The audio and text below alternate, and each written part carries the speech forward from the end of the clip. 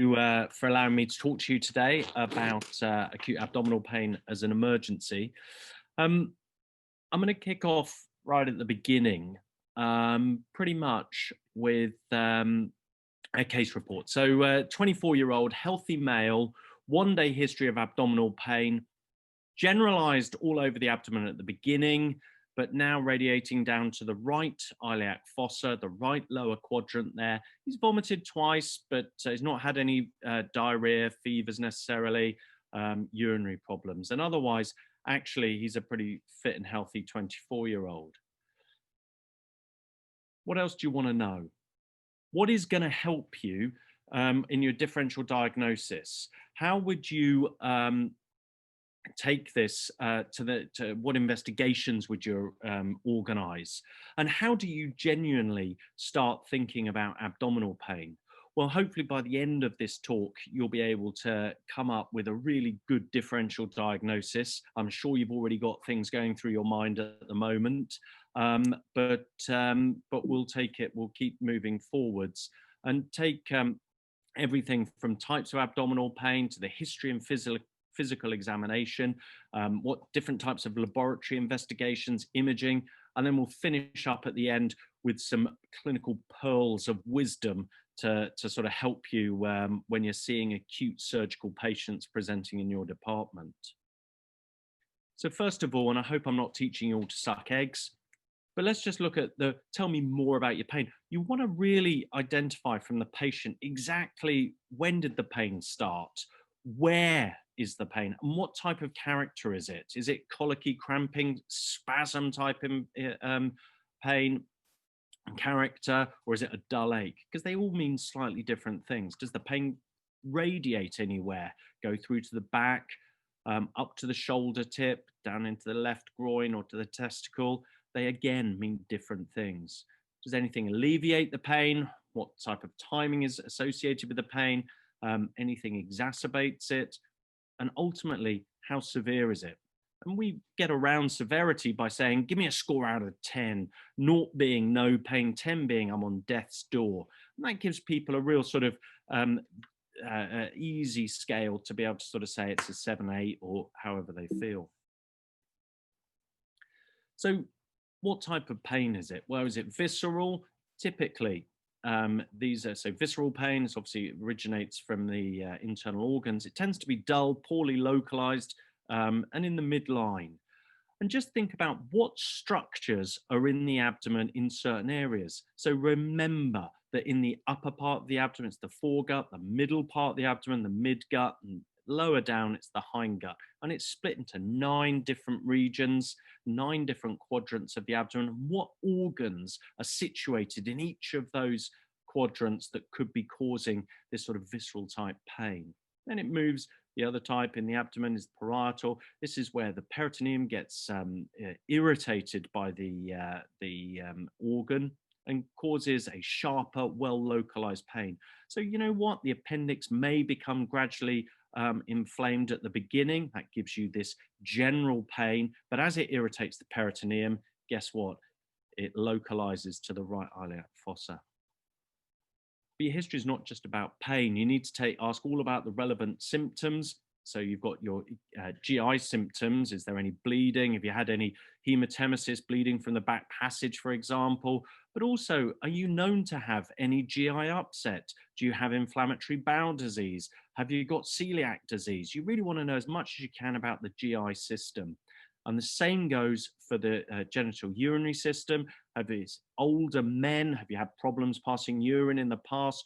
Women, have you had previous cystitis, etc., etc.? So you want to try and take a detailed history about all the other symptoms. The main thing is that in women, especially as men, it's often difficult to ask women about urogenital and gynae type symptoms, but we have to do that. We have to be professional, direct, and ask good questions to really help narrow down our differential diagnosis. And at the end of the day, don't forget the general overall questions you want to ask, such as fever, loss of appetite, or red warning flag symptoms like weight loss. I've just put up there again all the other systems that you may want to add into the history. So things like your vascular systems, but then other medical history. So what have you got? Are you diabetic? Is there any immunocompromise? All of these can help narrow down your differential diagnosis just by taking the history.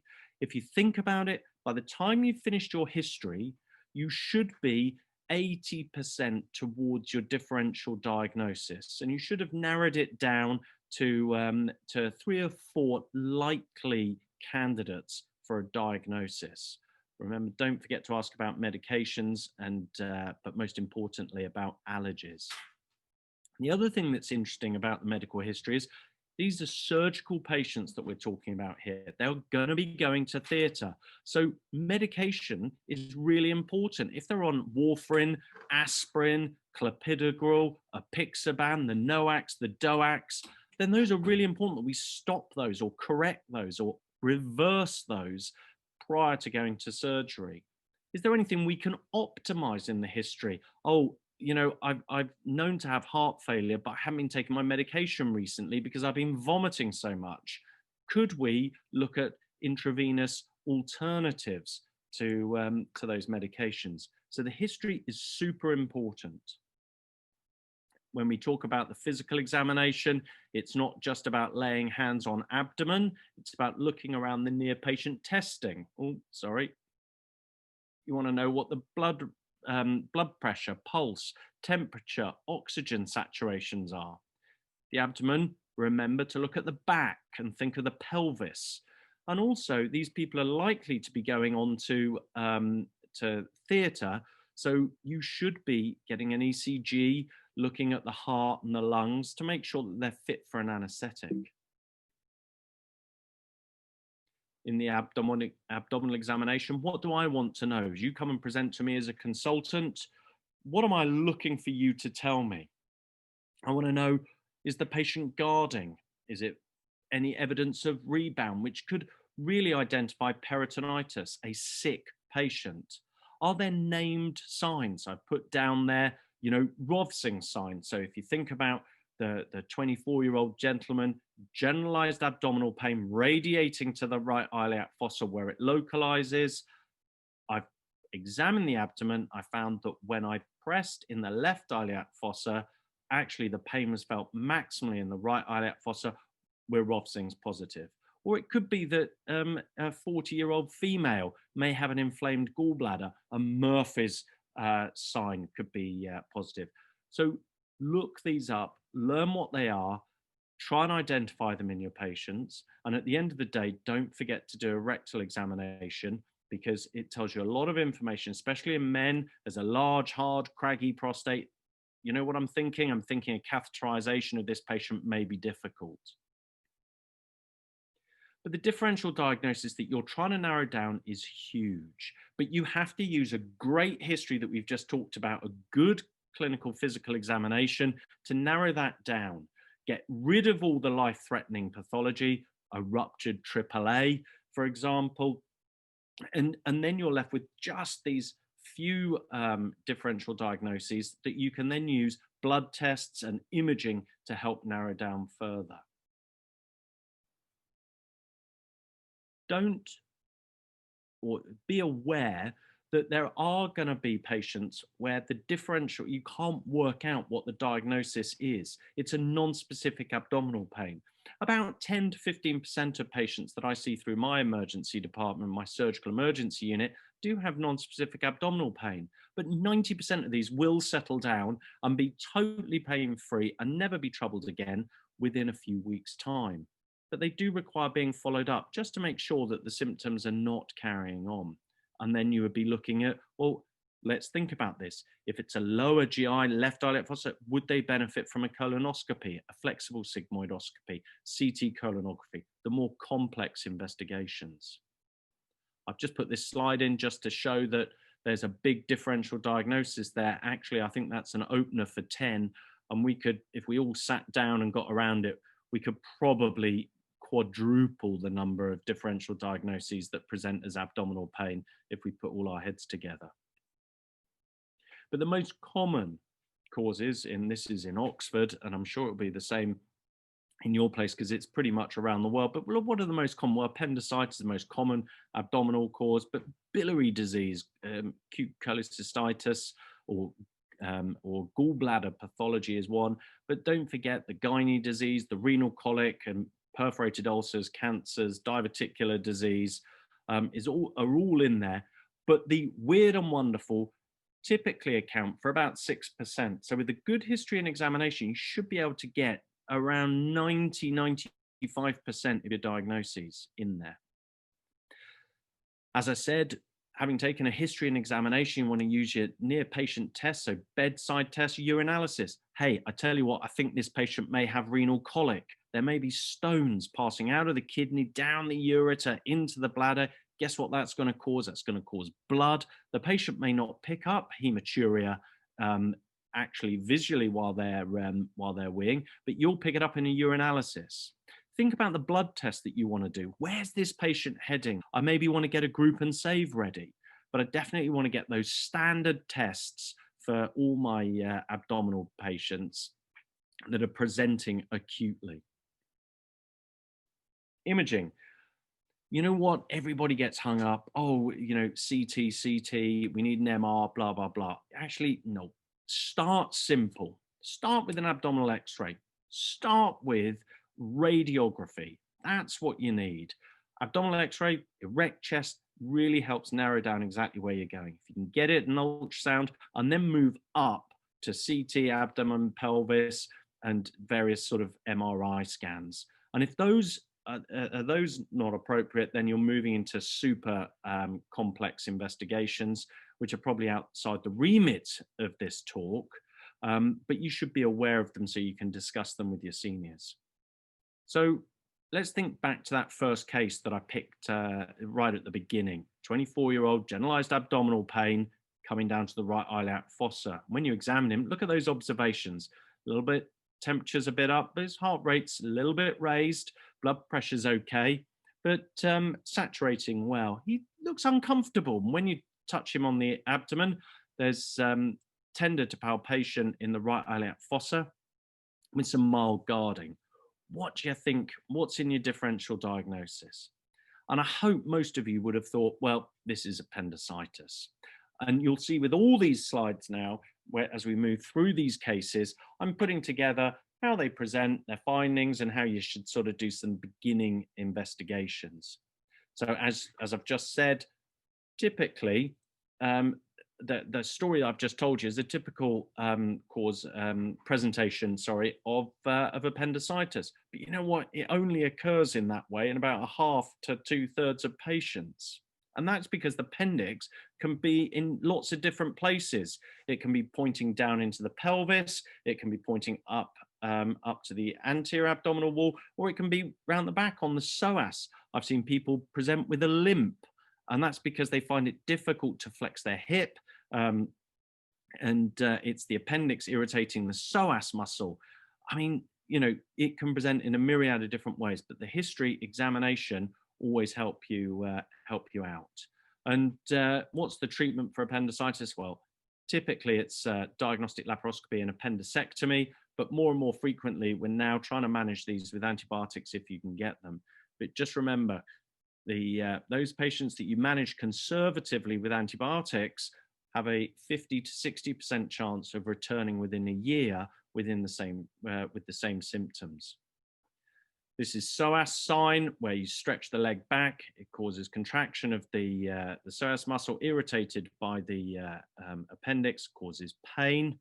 It's a great sign. But look very professional if you can do that in your examination. There's obturator sign. That's where you passively flex the right hip and knee. The obturator internus muscle gets irritated across the inflamed appendix and causes discomfort. All help you narrow down a good diagnosis of appendicitis. But look at that. There's a CT. That's what you classically see, the appendix. Blood tests, well, you're going to do a white cell count, aren't you? Going to call for a surgical consult. You're going to get an ultrasound in if it was a female. And the reason that you're getting an ultrasound in a female is not to confirm appendicitis, because still appendicitis is really a clinical diagnosis, but you're going to get it in a female because what you're trying to exclude is other pelvic pathology. All right. Is there ovarian cysts, torted ovary, anything else going on down there? Make the patient nil by mouth, give them some fluids, antibiotics, and then book them for an operation. Don't forget analgesia, painkillers. So next case, 68-year-old female, 2 days history of left iliac fossa pain. She's had diarrhea, she's got fevers, chills, feels nauseous, vomited once at home. Is there anything in the history that can give us a clue as to where we might be thinking here? Well, she's known to suffer with diverticulitis and hypertension. Otherwise, everything is pretty much okay. She looks uncomfortable. She's got a slightly raised temperature, heart rate's up, and but the abdomen and that TTP is tender to palpation in the left iliac fossa. What are you thinking? What is your go-to diagnosis with this lady? Just given that, what more would you like to ask? I think it's diverticulitis. It was in the history. She's known to have diverticulosis, and you should be sort of thinking that that's likely to be in a differential diagnosis. Low-grade fever, localized rebound and guarding. We tend to classify diverticulitis according to the Hinchey classification. I'm not going to go into it right now, but effectively, the Hinchey classification 1 and 2 can be managed conservatively, all the way up to 4 it should be managed with an operation, is really what you need to know. Diagnosis is typically made with a CT scan, and the treatment is fluids, nil by mouth, antibiotics, and painkillers, obviously, and a possible operation. Whenever we talk about diverticular disease, please remember your definitions. It's classic sort of questions at sort of surgical exams, but diverticulosis is the presence of diverticulae, and a diverticulae in diverticulosis, they're false pulsion diverticulae, only involving the mucosa, typically due to high intraluminal pressures. True diverticulae are things like Meckel's diverticulum. They involve all layers of the bowel wall. Diverticular disease, definition, symptomatic diverticulosis, and diverticulitis is inflammation of a diverticulum. So diverticulosis, diverticular disease, diverticulitis, it's good to know those definitions. You should know about the complications of diverticular disease, and they can range from anything from simple PR bleeding to fistulation into adjacent organs, bladder, uterus, small bowel. They can become obstructed due to chronic inflammation causing narrowing in the colon, and they can perforate. Next case, 46-year-old male with a history of alcohol abuse with 3 days of severe upper abdominal pain. He's vomiting, says he feels a bit hot and sweaty. No past medical history to speak of, but he is homeless. He drinks a lot of alcohol, smokes 2 packs of cigarettes per day. What are we thinking? He looks unwell. He's tachycardic, hypotensive, his respiratory rate's up. His abdomen's mildly distended, moderately tender to palpation in the epigastrium, the upper end abdomen. We think he's probably got some voluntary guarding. He does not like you pushing on his abdomen. So what's your differential diagnosis? What's next? What are we thinking about? Hopefully getting into it. Actually, do you know what? I'd really like to start asking more about maybe the alcohol history. I'd really like to know what other medication is he on? Is he on any non-steroidals, aspirin, anything like that? Hopefully you'll start thinking about those things. But in this case, this guy's got pancreatitis. Now with pancreatitis, you need to know the risk factors. And I get smashed is the typical mnemonic to try and remember the causes or the risk factors of pancreatitis. And the reason it's important to know the risk factors is because they're all modifiable. So gallstones, we take the gallbladder out as a laparoscopic cholecystectomy to mitigate the risk of them getting gallstone pancreatitis in the future. Alcohol intake, well, you know what? Stop them drinking. Steroids, change the medication. You can see that there's lots of other different causes. Hyperlipidemia, hypercalcemia. I mean, you need to get them into a lipid clinic, an endocrine clinic, to see if we can try and bring those under control. We need to try and do everything possible to mitigate the risk of them getting pancreatitis again in the future. ERCP and trauma go together. There's simple penetrating trauma, ow, ow, ow, I've been stabbed in the upper abdomen and it's gone into my pancreas, and you know what? I've got reactive pancreatitis due to being stabbed. Blunt trauma, car crash, seatbelt pushes on your abdomen and fractures the pancreas across the spine. You get blunt-related abdominal trauma causing pancreatitis. But ERCP is another one. ERCP, as you know, camera test goes down into the stomach, out through the duodenum, you retrograde, put up the dye into the biliary tree. Some of it will go into the pancreatic duct. That retrograde flow of contrast into the pancreatic duct causes barotrauma. It raises the pressure within the pancreatic duct, ruptures the pancreatic acinar cells, which inappropriately release the precursor enzymes, which get converted into the normal enzymes and starts autodigestion. So ERCP causes pancreatitis via barotrauma. There's your signs there, your clinical features and your signs. And you should know things related to pancreatitis, such as Cullen signs and Gray-Turner's sign. How do you diagnose pancreatitis? Well, amylase is the diagnostic, one of the diagnostic blood tests. You do it once. There is no relationship between amylase dropping and the outcome in pancreatitis. So amylase is purely a diagnostic test. And in order to diagnose pancreatitis, you need a good history, a blood test, such as amylase or lipase, and you need some imaging. And you need 2 of those 3 things to diagnose pancreatitis. And the reason being, think about it, someone can have a great history, but if they're chronic pancreatitis, they may not raise their amylase or lipase, at which point you need the CT scan to look for acute inflammation. Maybe the patient is a poor historian, at which point you need amylase and imaging. We do an ultrasound scan to exclude gallstones, not really looking at the pancreas, and we try and do the CT scan looking at the pancreas about 7 days into the attack, because that's how long it takes for the pancreatitis to show up on a CT scan. I've put the initial management there of patients.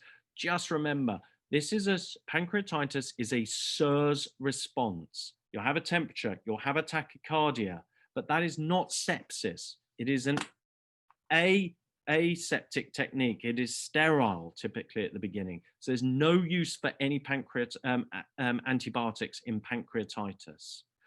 And score the patient.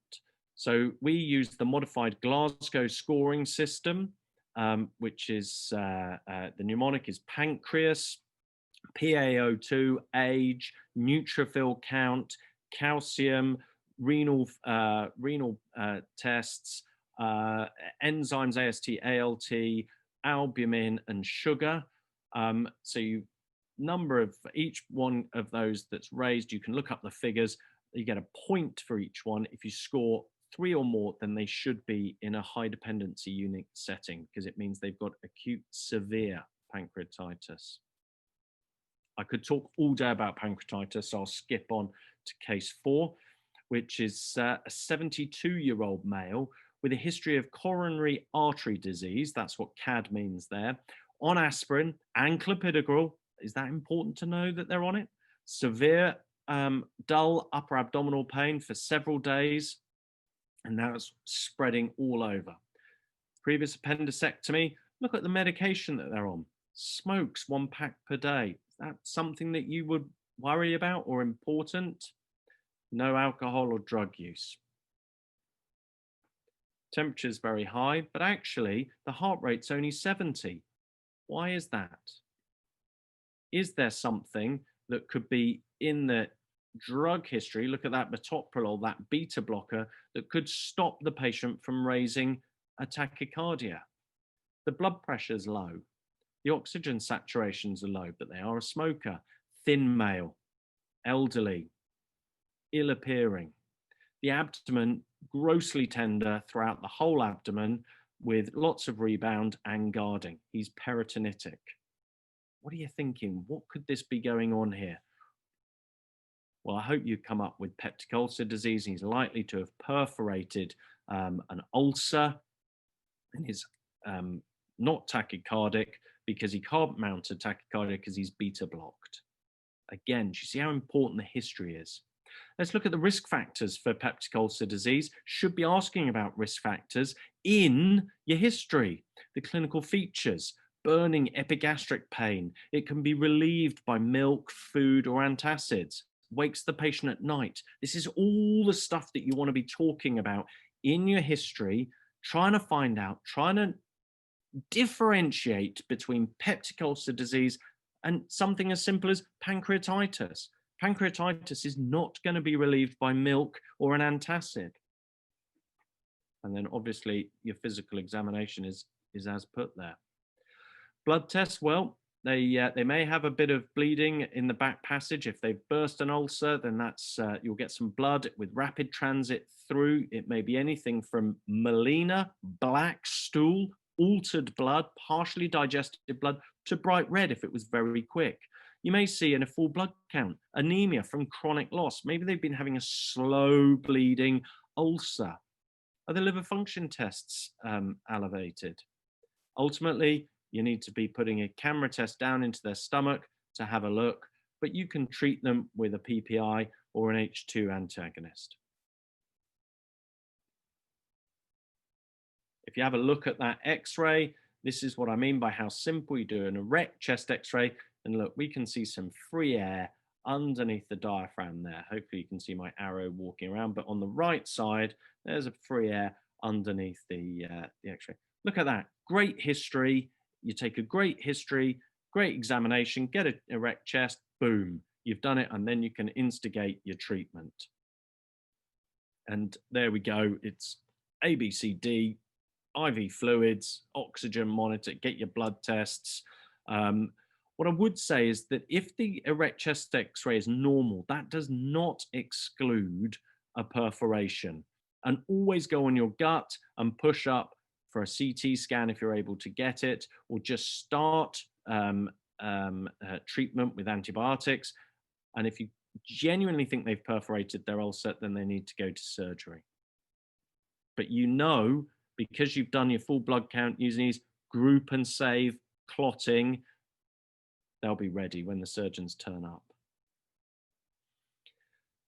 Next is a 35-year-old healthy female. She comes in complaining of nausea and vomiting for 24 hours, along with generalized cramping abdominal pain. Is the term cramping important here? What does that mean? She's got no fevers, chills. She does feel that she's lost her appetite, and her last stool was a couple of days ago. Let's have a look at the history there. Is there anything in this surgical history, perhaps, that could be causing her symptoms? Well, she had a previous hysterectomy. Is that important that she's had a previous hysterectomy for fibroids, a benign condition? We'll have a think. She's not on any meds and otherwise looks pretty fit and healthy. She's a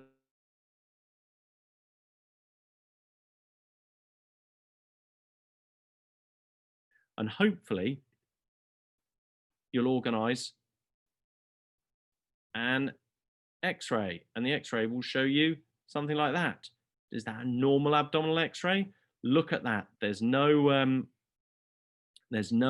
air in the rectum, and these are grossly dilated bowel loops. She's likely to have adhesional from her previous hysterectomy, scar tissue from her previous hysterectomy, adhesional bowel obstruction. Top causes of Small bowel obstruction, adhesions from previous operations, and hernias. Large bowel obstruction, diverticular strictures, we mentioned that right back at the beginning, but don't forget colon cancer. And the 4 cardinal symptoms for bowel obstruction, the abdominal pain's colicky. It's associated with abdominal distension, constipation. I haven't opened my bowels, doctor, for 2 or 3 days. And at the end, they may be vomiting. When you examine them, the abdomen's distended, you get these high-pitched tinkling bowel sounds. Bing, bing, bing, bing, bing is how it sounds. You worry about it, you get an abdominal x-ray, you see the small bowel valvulae conniventis on an x-ray, or the haustra as in on that x-ray, but there's lack of gas in the distal bowel and rectum. And if you can't really pick up a cause on the x-ray, get a CT scan. I say it's easy. It's not easy for everybody to get a CT scan, but you may need to take this patient to theatre. For adhesional bowel obstruction, 80% of adhesional bowel obstruction resolves with simple NG tube down to suck out the top and fluids. But if they become peritonitic or fail conservative management, they need an operation. And remember, small bowel obstruction or large bowel obstruction in a virgin abdomen really does require a surgical consult and possible laparotomy, an operation to relieve the obstruction before the bowel gets twisted and died. 48-year-old female, she's obese. 1-day history of cramping, upper abdominal pain after eating. Remember what we talked about with that, anything exacerbates the pain. Yes, doctor, after I eat, particularly a fatty meal, I get pain. Doesn't radiate anywhere, and she's got no other symptoms really to complain about. She's got a high temperature, heart rate's up a bit. She is, her abdomen is tender in the right upper quadrant. She's Murphy's sign positive. So that's where you palpate in the right upper quadrant, just below the right ribs. Ask the patient to take a deep breath in, and as the liver comes down, she feels a lot of pain and tries to leave the room. We say jump up and hang on the chandelier. That's Murphy's sign positive. Typically means something. Cholecystitis means the gallbladder is inflamed, because what you're doing is you're bringing the gallbladder down to meet your hand. Take a big breath in, and the liver moves down to your hand. Ow. Patient jumps off. How are you going to diagnose cholecystitis? Well, you get a full blood count. Cholecystitis typically caused by gallstones, so you should make sure you've got some liver function tests just to make sure that there's no stones in the main drainage tube, the bile ducts of the liver. And also, if a stone's passed out of the gallbladder into the bile duct, the back pressure of that gallstone, guess what, can cause barotrauma to the pancreas. So there may be associated pancreatitis, but it's all right because you guys are going to have organized an amylase. Get an abdominal ultrasound scan to look for gallstones, and if there's any evidence of abnormal liver function test, then they should get an MRI scan to exclude stones in the bile duct. Start antibiotics early, get fluids, painkillers, get a surgical consult, and book her for an operation, because acute cholecystitis these days should really be managed on the index the first time they present. 34-year-old, healthy male, 4-hour history of sudden onset left flank pain. What organs are in that region? Nausea, vomiting, no prior history of similar symptoms, no fevers, no chills, but difficulty passing urine. Doesn't say there's any blood there, but has a constant urge to urinate. Anything in the history there? Occasional alcohol, denies smoking. Actually, not much really to go on there in that history. But here we go. When you go and see him, he's like a cat on a hot tin roof. He can't keep still, sweating a lot. His temperature is up. He's tachycardic. His abdomen's soft though, but he has got some mild left loin tenderness. But the most important thing is Your urinalysis shows 3+ of blood in the urine. So he's got hematuria. And I hope you'd think that that typical presentation of a patient like a cat on a hot tin roof with evidence of blood in the urine is suggestive of renal colic. And you can ask further questions in the history there, as I've put, but actually the physical findings can be anything from non-tender or mild to mildly tender, but the main thing is they're wandering around. They can't get comfortable. But here's the thing, if you give them a non-steroidal rectally, so some PR sodium diclofenac, for example, the pain disappears like that. And that's almost a diagnostic test. Give them some PR Voltarol, see if the pain disappears. It's likely to be renal colic, given left loin pain and hematuria. I've written down there that you should do the blood tests, urinalysis, and also get a low dose CT scan just to look for a stone. And if the stone is over 5 millimeters, it's probably unlikely to pass on its own. So you need to get urology review. And if they're looking septic, toxic, I've used the word there, IV antibiotics, and urgent urology in case they've obstructed their kidney. 7 cases there covering the most common presentations in a general surgical emergency unit. But what about the elderly? Are they important?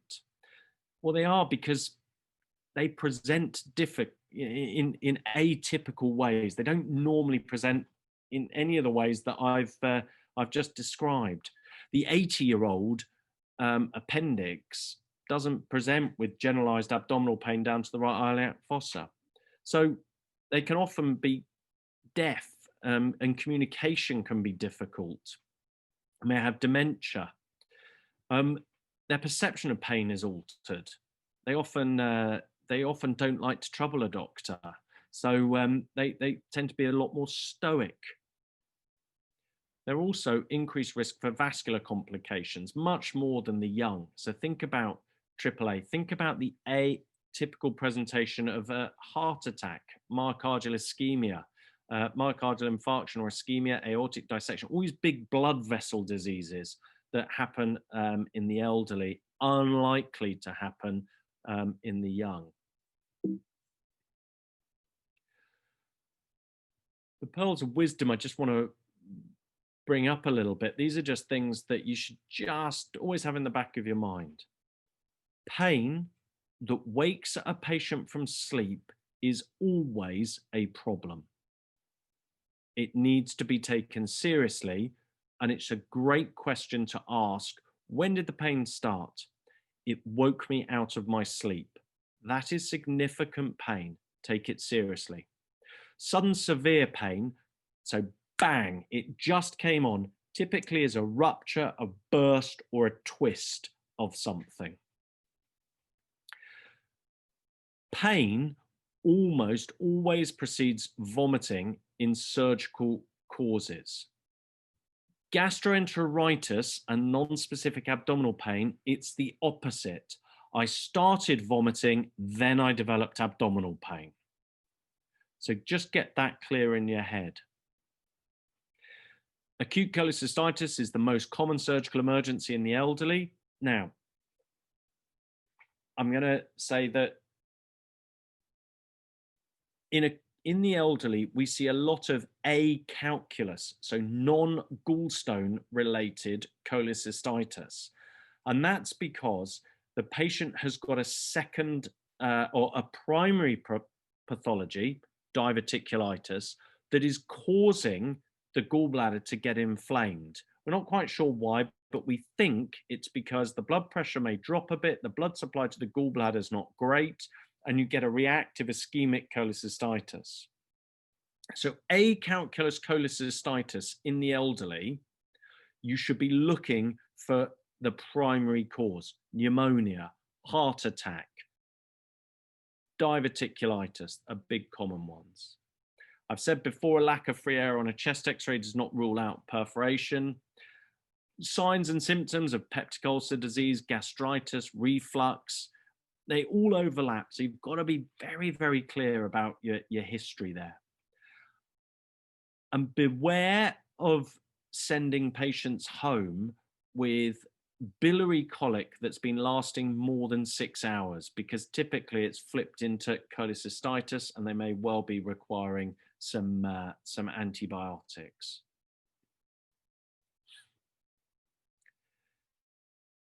Significant abdominal tenderness, so patients that woken from sleep, evidence of peritonitis is unlikely to be due to gastroenteritis. And gastroenteritis in the elderly is very rare, actually. They've often had so many different viruses in their lifetime that gastroenteritis is a low diagnosis, is low down in your differential diagnosis. Please, please, please always perform gentle examination when lower abdominal pain presents, and do a per rectum examination in males and females, in young and old. Get a chaperone to accompany you.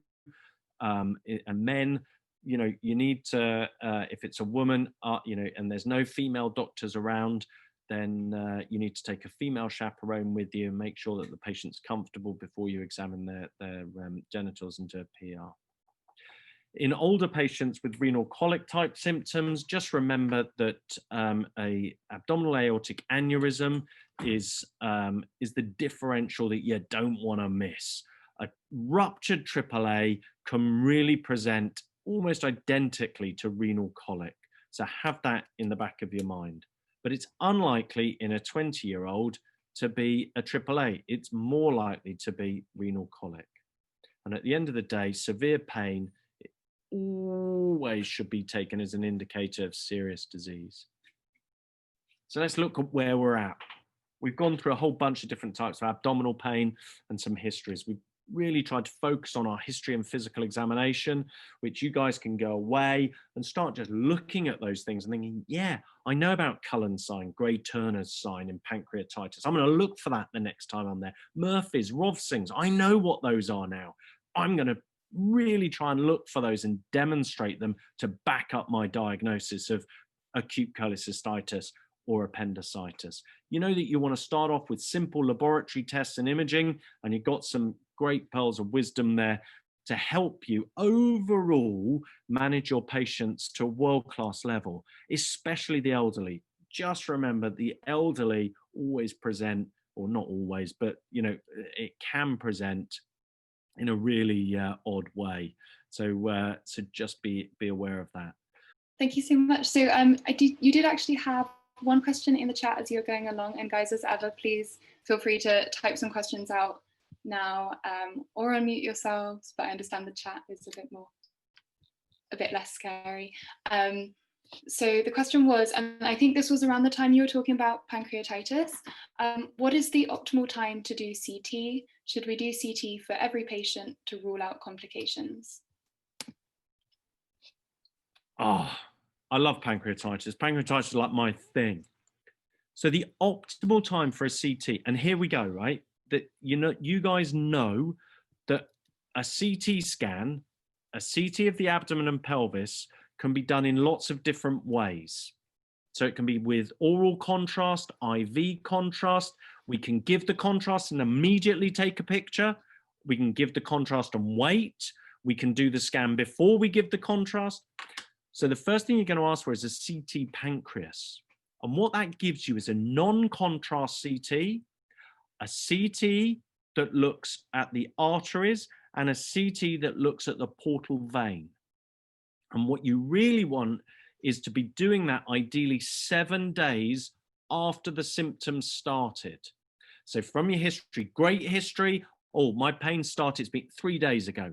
So when they're in hospital, you'll be doing it at day 4 of their hospital, because that's 7 days from their pain. That's how long it takes for the pancreas to demonstrate inflammation and necrosis if it's heading that way. But at that point, guess what you're going to see? You're going to see a lot of fluid around the pancreas, not a pseudocyst. Pseudocyst takes about 6 to 8 weeks to develop, because it's got to form that fibrous tissue round the collection. That takes ages. What you may see is a clot in the portal vein. Pancreatitis causes deep vein thrombosis, so it can cause clots in the superior mesenteric vein, splenic vein. Oh, blimey, they come together to form the portal vein. Jesus, I'm talking about anatomy now, right? It's you've got to try and remember this. So you're going to see clots. Pancreatitis can cause pseudoaneurysm formation of the arteries. What arteries are near there? Well, there's the gastroduodenal artery, the hepatic artery, celiac, splenic, all of those can form arteries, but they don't happen immediately. So that's why we want to try and do a CT scan at about 7 days. How are you going to make the diagnosis? 3 things: good history, biochemistry, amylase, lipase. You'll get those 2 because you guys are going to be great.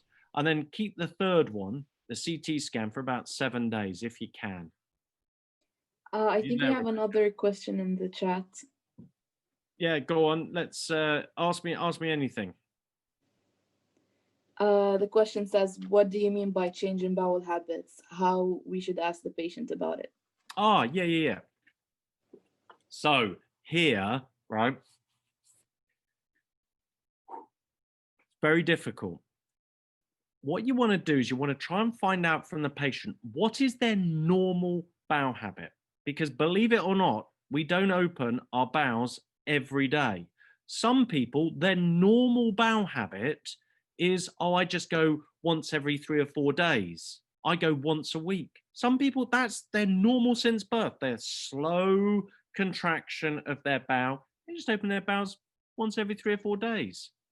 But if I open my bowels every day, and now I'm opening them every 4 or 5 days, or maybe I haven't opened my bowels for 4 or 5 days, that's abnormal. That's a change in bowel habit, right? But maybe when I open my bowels, I normally pass a brown, solid stool. Not everybody does. Lots of people pass slightly different colored stools, and maybe they're softer, looser. That's their normal bowel habit. But now what they're doing is they're saying, I've got diarrhea. My stool is like water. Or my stool's normally loose. It's now very, very hard and pacted. Again, that's a change in bowel habit. You may ask, is there any blood in the stool? Oh, yes, doctor. I do see blood. Well, what color is it? Bright red, purple, black? Is it mixed in with the stool? All of these things are slightly different, have slightly different meanings. And I tell you that I do a whole talk just on bowel habit, but you think about it this way. If it's bright red and separate to the stool, it's got to be very, very low, and it's got to be right as the stool's coming out. So that's typically hemorrhoidal bleeding.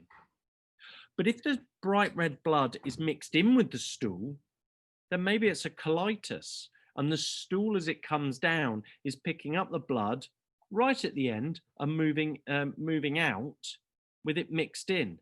Maybe the stool's black, then it would be a higher up bleed. This is all change in bowel habit. Does that make sense? So there's a lot of questions you've got to be really, really digging down to understand what's going on. But if you saw somebody that opens their bowel once a day, every day, has had a previous operation, now they come in really distended and haven't opened up their bowels for 5 days, you're going to start thinking now, this is abnormal. This is a change in bowel habit for them. And I worry about something like obstruction. Well, what's the cause of the obstruction? And then you start asking, have you had any weight loss? Was there any blood or mucus before? Yada, yada, yada.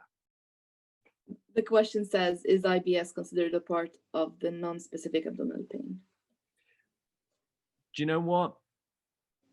IBS is really a diagnosis of exclusion. You've done absolutely everything to try and come up, have they got celiac disease, peptic ulcer disease? Is the gallbladder inflamed? Is the stomach angry? Is the pancreas functioning normally? When all of that is normal, then you can give them a diagnosis of IBS, irritable bowel syndrome. It is part of non-specific abdominal pain. I actually have a question, if that's okay. I was just wondering, so more about kind of doing the job well. As the surgeon receiving a referral from somewhere else in the hospital or whatever, what's like the main thing that potentially junior doctors tend to like mess up in their referral, something that they forget or you ask and they don't have the answer? What's the classic thing? So everybody, yeah, thanks for that, Rebecca. A great question. Look, whenever you speak to another specialty, you've got to think, what am I asking them to do? So let's just take a very straightforward question. I think I've got someone with appendicitis. What am I asking the surgeons to do? And as soon as you think of that, then your referral becomes really clear. Because what you're saying, and you can literally say this to a surgeon, I've got an 18-year-old with central abdominal pain radiating to the right iliac fossa, white cell count is up, CRP's up, temperature, OBS are all demonstrating sepsis. I've started antibiotics. I haven't got imaging yet, because you may not have, but the urine's clear and all the other blood tests are clear, but I think they've got appendicitis. By the way, clotting's normal and I've grouped and saved them for you. I've done a consent form, yada, yada, yada. Would you mind coming to see them? You need to make it, you need to tell the surgeon a story. I mean, and it's very, very difficult when you refer somebody to a surgeon and they begin with, hi, I've got someone who's come in and their urinalysis is clear, right? So my brain is immediately thinking, okay, so she thinks it's urinary. Oh, but they're diabetic. All right, so now we're thinking about polyuria. Do you see, I'm a million miles away. Well, diabetes can cause abdominal pain. Oh, cry. Okay, cool. What are you asking? What do you want? Oh, is it an abscess? No. They're septic. You need presenting complaint narrowed down, because you guys have spent a lot of time taking the history. Now narrow it down to 1 or 2 sentences. And you'll see that the more senior guys actually, what's the difference between them and you? Nothing. They just have the confidence to say, I've got an 18-year-old with appendicitis. Would you please come and take their appendix out? That's it. That's, when I speak to my colleagues, that's what I say, and they trust me, right? And people will trust you as you get more senior. But at the beginning, have everything logically laid out and tell me the story. This patient came in with this, my investigations were this, my diagnosis is this, I would like you. And that's what we strive for. It sounds so simple. It is really hard to do. And the only way you can do it is by constantly talking and presenting time and time and time and time again. And the more you do it, the better you become at it. I love it when the medical students that come here, they spend a lot of time just clerking, and that's great, but they don't talk. So they then find it very difficult to communicate their knowledge base in a succinct manner.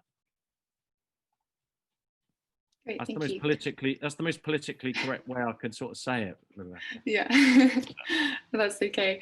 And there's one more question in the chat. When we want to diagnose appendicitis clinically, which score can we use?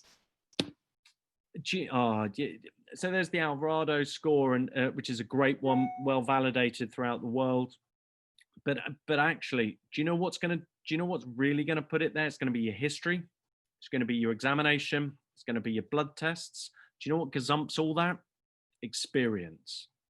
And even we all learn. And even as consultants, I mean, just the other day, you had 2 consultants, both reviewed a patient, both convinced it was appendicitis, normal appendix. Actually, what the patient had was mesenteric adenitis. Do you know what when we went back, the patient had very sore throat, and we'd missed that in the history and stuff.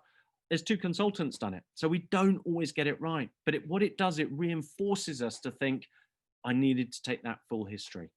So what they had is actually a viral inflammation, which had spread down, inflamed the lymph nodes in the mesentery very close to the appendix, and given a presentation a bit like appendicitis. You know, history, then your examination, then your blood tests, imaging, but experience counts for a lot as well. The more you see, the better you'll be. Cool. And another question, if you don't mind, I know we're starting to run over. In acute pancreatitis, if the patient doesn't have vomiting, should we keep the patient eating by mouth or still nil by mouth? That Ibrahim again, what a legend. Yeah. The guy's, he's on fire. So, great question, because you're absolutely correct. In the old days, when patients came in pancreatitis, we stuck a tube down into their nose, sucked all the fluid off, gave them IV fluids, put a catheter into them, kept them nil by mouth until we were convinced that they were getting better. That doesn't happen anymore. Our biggest our thing is to get early enteral nutrition, get them eating and drinking as soon as possible. All right. So if they're not vomiting, hey, allow them to drink. But you know what? If you give them too much heavy food, they are going to be sick. So try and keep it to liquid, soft diets. In the UK, we'd be talking about jellies, ice cream, soups type things. We all love a cup of tea. That's the kind of thing that you should be taking. If they take that down, it stays down, great, let's move on. But again, happy to come back and talk about pancreatitis. I've got another hour on pancreatitis where we can talk all about, you know, pancreatitis till the cows come home. Great. Well, I don't see any more questions in the chat, so I think just all that's left to say is just thank you so much for the talk, and thank you so much for taking the time to do this. Thank you very much for having me. I really appreciate it.